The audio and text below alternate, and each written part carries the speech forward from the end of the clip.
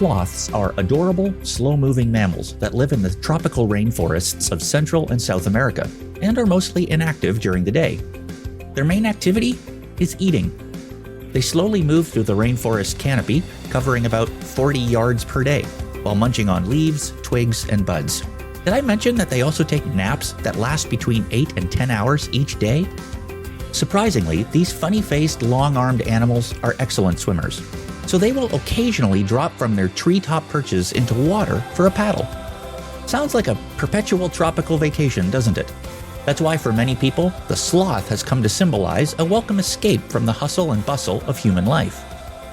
But take a moment before you start using the sloth as a role model for life, because you and I don't live in a tropical forest, are probably not very good tree climbers, and we definitely don't want to exchange our diet of bread, fruit, meat, and cheese for nothing but plates full of leaves, twigs, and buds.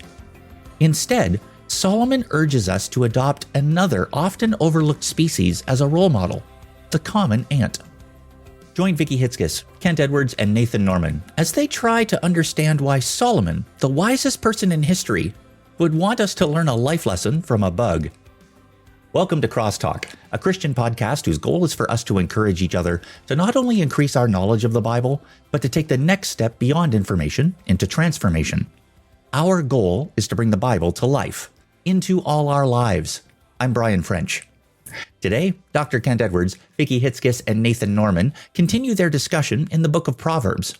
If you have a Bible handy, turn to Proverbs chapter 6, verses 6 to 11, as we join their discussion. In Solomon's introduction to the book of Proverbs, in chapters 1 through 9, he reveals some of Satan's favorite snares, the strategies he often uses to destroy people's lives. The first one Solomon mentions is the wrong kind of friends, those who invite us to join them in their pursuit of ill-gotten gains. A second is the temptation of focusing on living in the moment, instead of first establishing our life's purpose, and then making decisions today that guide us towards that goal. The third is adultery, the snare of exchanging a life of love with the spouse of our youth for a season of lust. Last week we saw that the fourth snare was debt. We can easily fall into this snare because it's when we're on the verge of financial disaster that we are much more likely to give in to the temptations to lie, cheat, or steal to get the money we need to feed, clothe, and house the people we love. Desperate times call for desperate measures. That's one of Satan's snares. But now he talks about another snare, the final one. And he does so by telling us to follow the example of an ant. I mean, I got a question, why an ant? Why not a creature that's more admired? After all, our sports teams, at least in North America, select animals that are more admired than an ant. I mean, when you look at the American game of football, what kind of animals' names are chosen to represent their teams? Oh, you get Bengals, Broncos, Cardinals. You go for strength. Falcons, Jaguars, Lions, things like that. Yeah, you don't have like many lemurs, pussycats. Squirrels. Yeah, pussycats. And the NBA? Oh, yeah, the Bucks and the Bulls and the Hawks and the Hornets and Raptors and Timberwolves. I think the Raptors are the best name. I mean, I know I'm from Toronto, but still the Raptors, they've got to be the meanest, animals that you can pick. Baseball? No, one that comes to my mind is the Blue Jays, which doesn't sound very ferocious, but I'll tell you what, one day I was taking a walk and I saw a blue jay torment a cat. That really? Cat, torment. If that cat had caught that bird and that cat was working on it, that cat would have torn that bird up, but it couldn't. And the bird would just swoop down just to annoy that cat. And it'd do it over and over and over. And it made me think, man, Blue Jay, I don't know if all Blue Jays do it, but I bet they do. They got it Blue going Jays are all on. jerks. They are. Yeah. They're all jerks. Come on. They're my wife's. Come on. Yeah, anyone named after them. No. Yeah, but the animal, they're aggressive. They really are. Yeah. You have Cardinals too. I don't think of them as aggressive. But if you're playing the world's best sport, if you're coming to hockey in the NHL. Oh, you got coyotes and ducks. Okay, that was Walt Cardinals Disney. On that one. You got hurricanes and predators and penguins and sharks. Yeah. But how about the Sloth? I mean, why not rename the Dallas Cowboys the Dallas Sloths? Oh, be careful. Well, actually, you kind of could, but Maybe this season. yeah. No, but we wouldn't, because the Sloth doesn't represent what you want the team to represent. They're not the image you want your fans to have when they think of your team. It is not. But you also don't want to go with the ant, because you can just step on an ant. But you got to respect an ant. If you've ever been a kid and you've played with an ant, if it's going north and you turn it around, it'll turn around again and go back north. Ants are workers. Yeah, and it's fascinating that Solomon introduces Satan's fifth and final snare by introducing the ant in Proverbs 6:6. It says in that verse, "Go to the ant, you sluggard, consider its ways, and be wise." Yeah, often overlooked. It's interesting that the greatest figure of his day in Israel, the King Solomon, admired by everyone, stopped to look at ants. Maybe because they're amazing creatures for many reasons. They're certainly very plentiful. Yeah, a recent study back in 2022 says that there are some 20 quadrillion. That's 20 with 16 zeros. Ants on Earth, 20 quadrillion. About 2.5 million ants for every human. That's why it's hard to get them out of your house. That's incredible. And they're found on every continent except the Arctic and Antarctic, which means that they're smarter than us. Well, and I go for they're strong. If you've ever seen an ant work, they go and they pick up what looks, compared to their size, like a boulder, and they've got these tiny little arms. Yep. It's way smaller than a hair, and they pick up those boulders over their head and they carry it wherever they're going. Amazing. It's amazing the kind of amount of material and the size of the material they can move from one place to another. Absolutely. It said just what? They can lift between 3,400 and 5,000 times their body weight? That's an actual statistic? Yeah. It looks like it's just amazing. Like they're lifting houses over their heads. I know. That's even more than I can bench press. That would mean I could lift about 1 million pounds. Wow. So they're numerous, they're strong. Do you know they can also communicate really well? How so? They can't speak, but they communicate primarily through chemical signals. What's that mean? They leave behind certain formulations of chemicals that will communicate to other ants, whether they should follow them to food or whether they're announcing danger. So it's pretty brilliant here. So when they're scouting for food, right, they need to be able to find their way back to the anthill. And so they leave down this particular pheromone to lead them back. And if they find food, they find it, they turn around, they follow their own trail back, but they start releasing a new pheromone that says, "This is food, come this way." Right? Yep. Just utterly unbelievable. That's why don't squish the ant. You got to clean up around the ant so that, their little hidden trail gets decimated. Which is why incredible and annoying. Which is why one summer when we were having watermelon, we left a couple of pieces out on the table at the back. You wouldn't believe the number of ants that discovered that piece of watermelon. It was sugary. They found it. They communicate also through just touching antenna with one another. They posture. They communicate through body language. And even some sounds. They can make vibrations that the other ants can interpret. I mean, it's amazing, the communication ability. Sounds like the Beach Boys. Chemical signals, touching, body language, good vibrations. But maybe the most impressive thing for me is that they are very well organized, with each kind of ant having a very specific task. Yeah, the queen lays eggs, and then you have drones. So That's a lot like bees. The queen lays eggs. You Yeah. get drones. the male ants probably who mate. with new queens. Yeah. Then you got the workers. You know, they're the ones that, you know, do the hard work. They forage, they clean, they nurse the young, they build. You definitely want the drone job.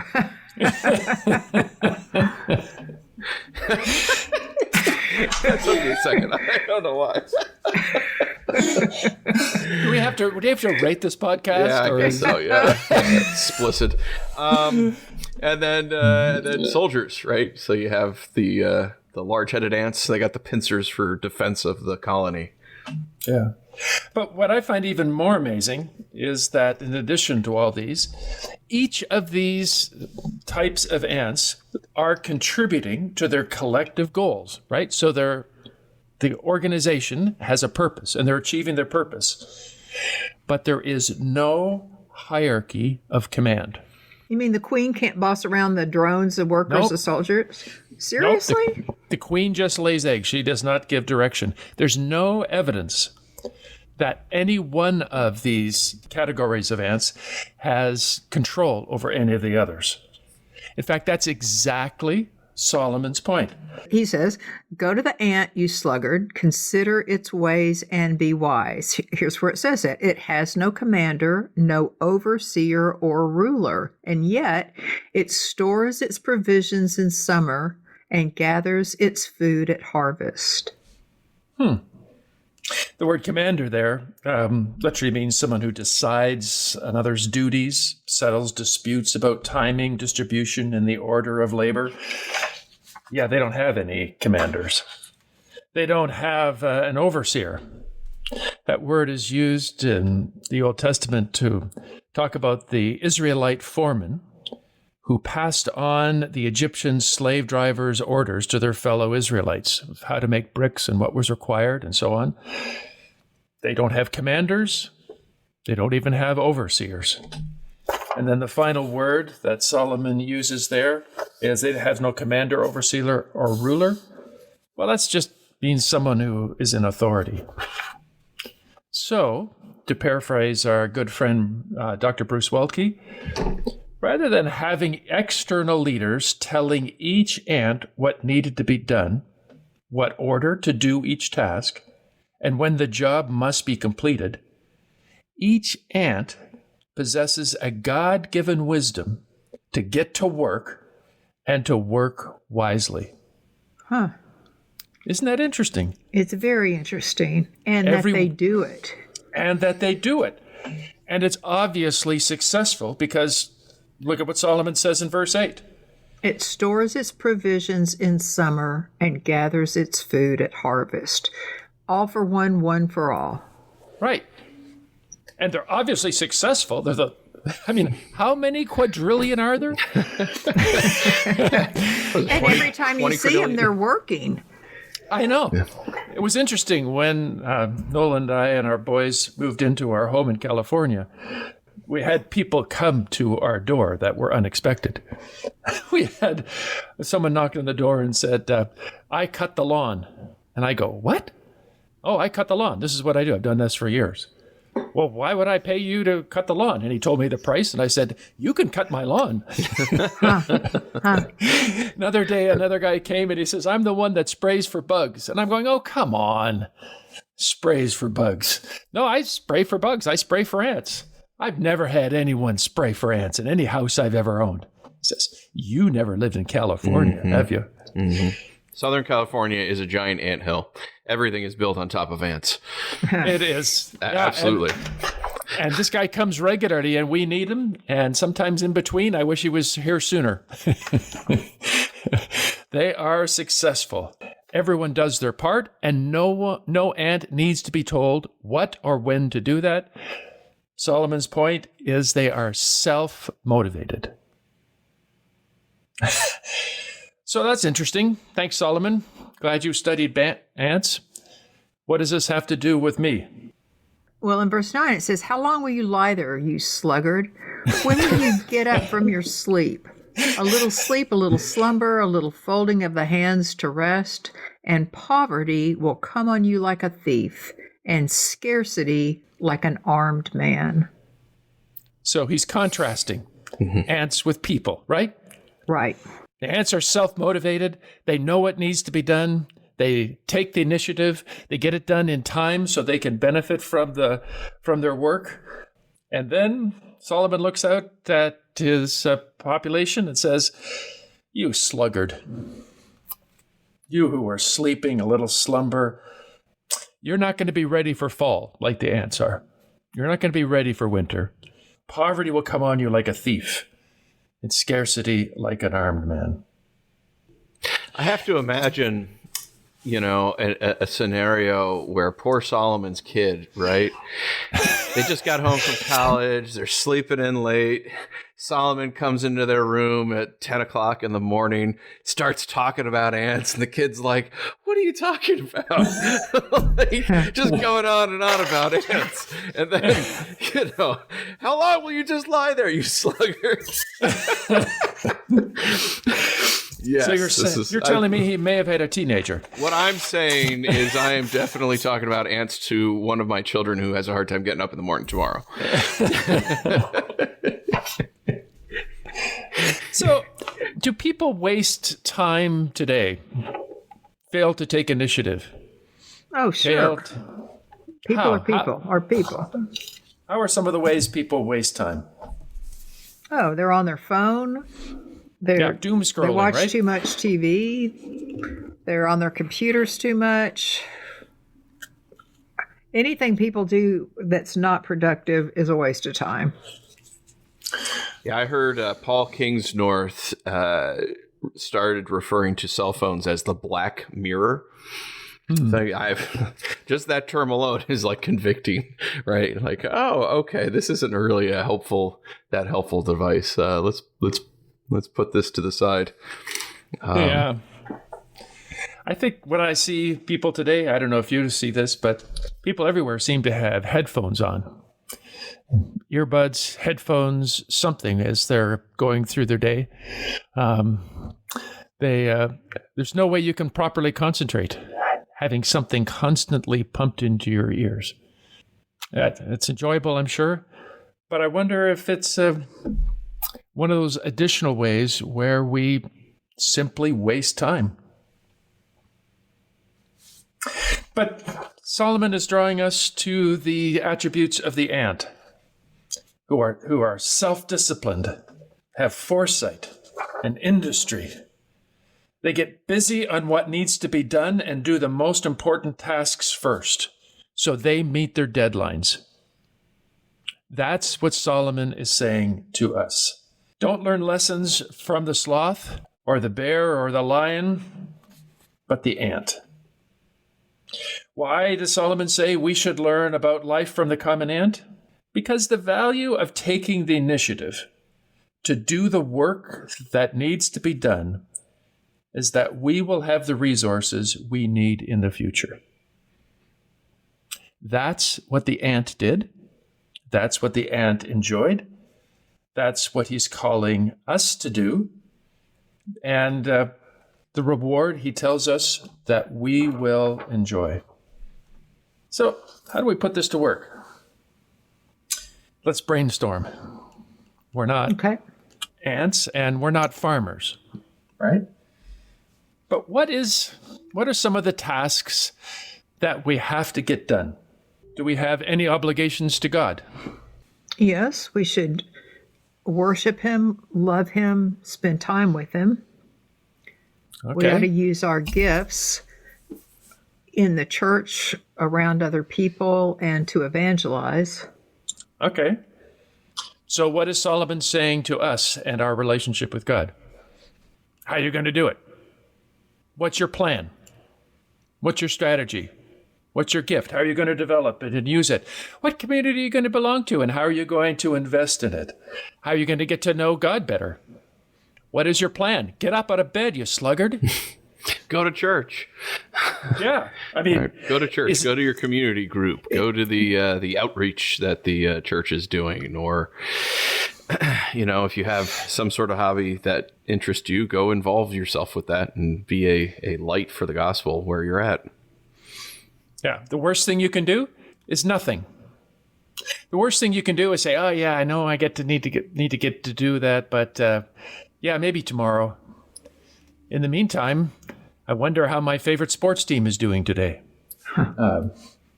What about your obligations you have to yourself? What obligations do we have to ourselves as individuals? Well, you ought to take care of yourself. If your body's a temple, you ought to take care of it. You ought to eat right. Mean? Oh, well, yeah, eat. You ought to eat right. You ought to rest. You ought to exercise. See, you could have just said eat, but you said eat right. Just got to go push that conviction right all the way in. Yeah, it really does make a difference. In fact, they're saying now that Alzheimer's is a form of diabetes. It's from eating too much sugar. Wow. And so, how we eat really makes a difference, not only in how we look and feel, but down the road mentally. And then taking care of our house and... Yeah. We need to meet the basic needs of life. Right. So how are we going to do that? How are we going to keep ourselves healthy and prepare for old age and make sure we're eating properly and have enough, not only today, but in the years to come? Maybe I need to get a job. Maybe I need to save. What we don't do is say, I wonder what my favorite sports team is doing today. I can tell where your weaknesses lie. Yeah. Or sometimes it's easier to see others. Or, perhaps our listeners have a spouse. Does that bring any obligation, any responsibilities? To spend time with your spouse, care about your spouse, talk to your spouse, love your spouse. Yeah. Yeah. As Christ loved the church, sacrificially. Which I think means, what do they need that they're not even aware of maybe now? How can I surprise them in a way that demonstrates my love for them? Well, you got to take the initiative. We have to make plans. What about people who have children? Well, what about education? Yeah, their future. Educate them now, educate them later. Clothes. I mean, I'm at a stage of life where I got kids. They're growing out of their clothes faster than anything. I have one son, my middle son. He's 11, and he's growing so tall. We just bought him new pants, and then it was like 2 weeks. I'm not kidding. 2 weeks later, I'm watching him at church, and the new pants we bought him, and they're like up past to his calves. I'm like, we're trying to clothe this kid, right? So you have to plan in the future, and you have to plan for their growth. Last night, it was his winter jacket, and it got really cold here in New York. It was, I don't know what it was yesterday, 16 degrees. He puts on his winter jacket. It comes up to his elbows almost. So, it was like, we didn't have time. It was crazy, but he got home from school, and I said to my wife, I got to take him out. We got to get a jacket because, this kid, can't be going to and from school without this jacket here. Yeah. So you have to plan. You've got to plan, and you got to make sacrifices. And take initiative. Mm-hmm. And in a timely manner. If you wait too long... I hear about people who are going to look after their spouse in their old age, but they waited too long, and now they're 50, 60 something, and it's tough to save enough money for the final years of life if you start too long. Yeah. For our listeners in North America, the song The Cat's in the Cradle is really good. That's a song about a father neglecting a son who wants to spend time with him, and he never does. And then when the dad gets old and finally has time, wants to spend time with his son, and his son's turned out just like him and doesn't have time for his dad. Yeah. Good. Yeah. Good image there. Sad image, but it certainly echoes what Solomon is telling us here. Look, why should we learn about life from the common ant? The value of taking the initiative to do the work that needs to be done in every area of life is that we will have the resources we need in the future. Consider the sloth, but choose the ant, because the fifth snare of Satan is procrastination. There's value in taking initiative. If we procrastinate over and over and over, the scripture warns us we'll end up in poverty. When we do not procrastinate, like hardworking ants, we can help ensure we'll have resources we need in the future. I trust that today's discussion of God's Word has been helpful and served as an encouragement to not just be hearers of the Word, but doers. Together, let's bring God's Word to life, to our lives this week. The CrossTalk podcast is a production of CrossTalk Global, equipping biblical communicators so every culture hears God's voice. To find out more about this educational, nonprofit organization, please visit www.crosstalkglobal.org. CrossTalk has trainings coming up in Cuba, Kenya, and Kansas. Help us train the next generation of biblical communicators. All you have to do is click donate in the show notes and make a donation of any size. You can also support this show by rating it on Apple Podcasts, Spotify, or wherever you're enjoying it. Be sure to listen next Friday as we continue our journey through the book of Proverbs. You won't want to miss it.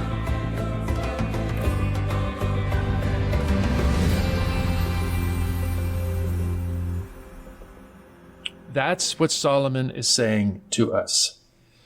Don't learn lessons from the sloth, or the bear, or the bear.